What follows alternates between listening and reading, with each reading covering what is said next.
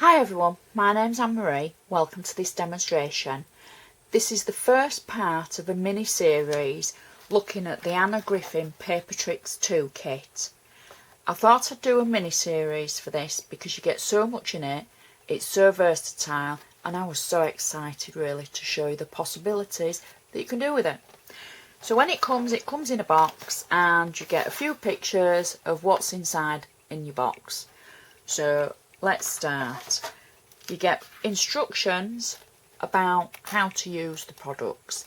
The instructions show a little picture of the cutting dies and then a little picture of the corresponding embossing folder that you use. So for example, for this one, to make the flower, you would use the circle die and the half circle, and it tells you how many you need and the folds that you need to use to make it. So you've got a good photograph and tutorial instruction. You get 8 cutting dies, and when I first saw these I thought, oh, shapes, yay, you can do so much with shapes, not realising you need the shapes for the embossing folders. But then I was thinking outside the box of what I could do with the shapes, and that's when I thought, oh, we'll have a mini series because it's just so much more than embossing folders and dies. So you get 8 dies, and we're going to be looking at the dies in this episode. You'll get 3 of the smaller embossing folders. You get Paper Trick Squares, Paper Trick Chevron and Fan Fold, and Paper Trick Circles and Ribbons. So I'm going to put the Paper Trick Squares to one side because that's what we're going to be looking at today. You also get 3 12 by 2 inch border embossing folders, and these make folded paper techniques in a breeze.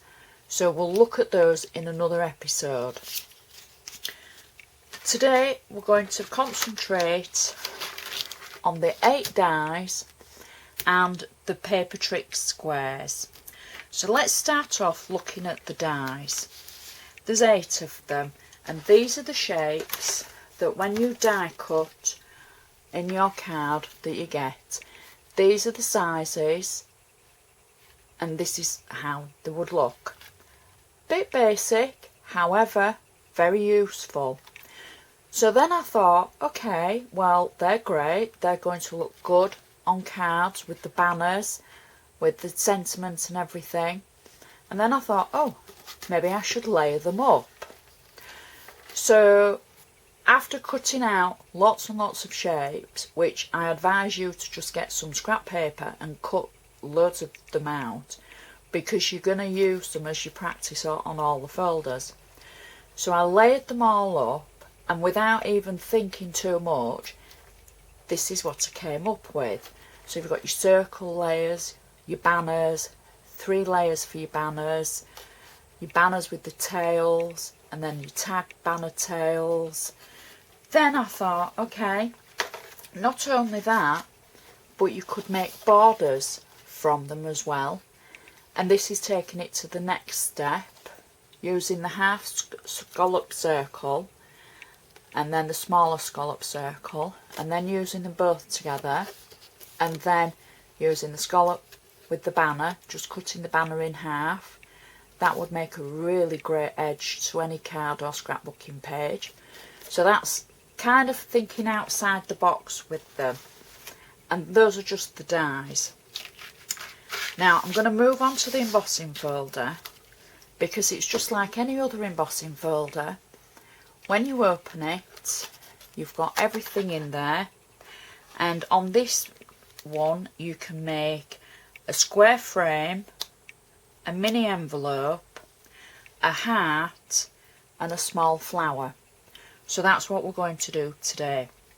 So you always start off where you die cut your shape, and the shape will correspond to one of the dies that we've looked at.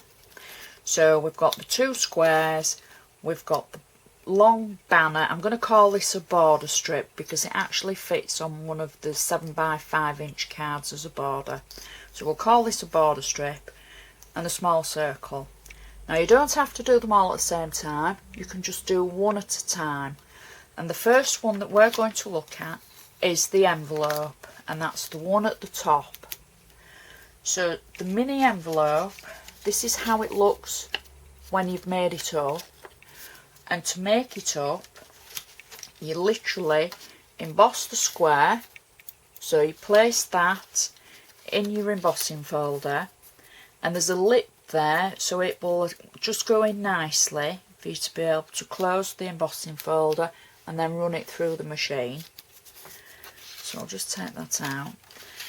So then when you've run it through the machine, you get all the score lines, and you simply fold the 3 at the bottom.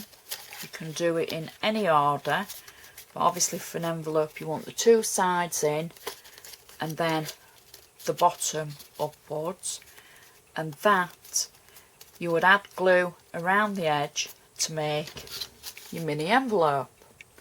So that's the first square on that embossing folder. The second square, again, take your shape, run it through your machine, and then you're left with something that looks like this. It's got 2 lines at either side. So we're going to be making a mini square frame, and you literally valley fold that in. It's as simple as that.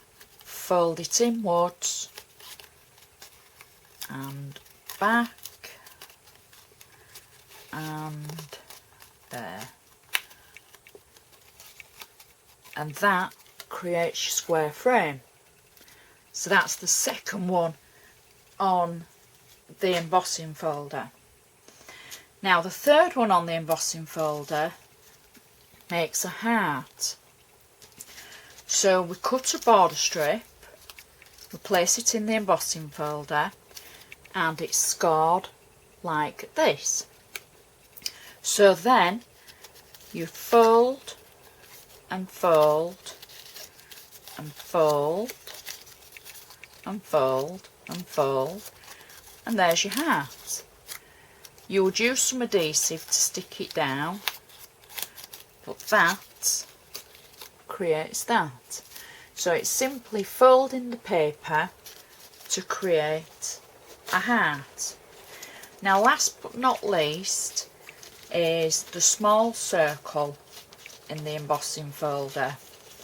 So you would use the corresponding die.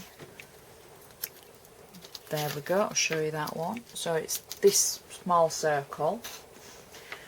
Place it in your embossing folder, and when it comes out, it's got points just at one side, because this will make a mini flower. Now you actually die cut an extra one, and you start in the centre, you fold your circles so they've got points, and then working your way around a circle, fold them all in, glue the tips to the circle, keep folding, and you build it up until you've done all 5 to make your mini flower. And that is our first embossing folder and our die set looked at. So now you can see why I wanted to do this as a mini series, because there is so many possibilities with this. The frames, the squares, the little mini envelopes for sentiments, the hearts to give a 3D texture to your cards.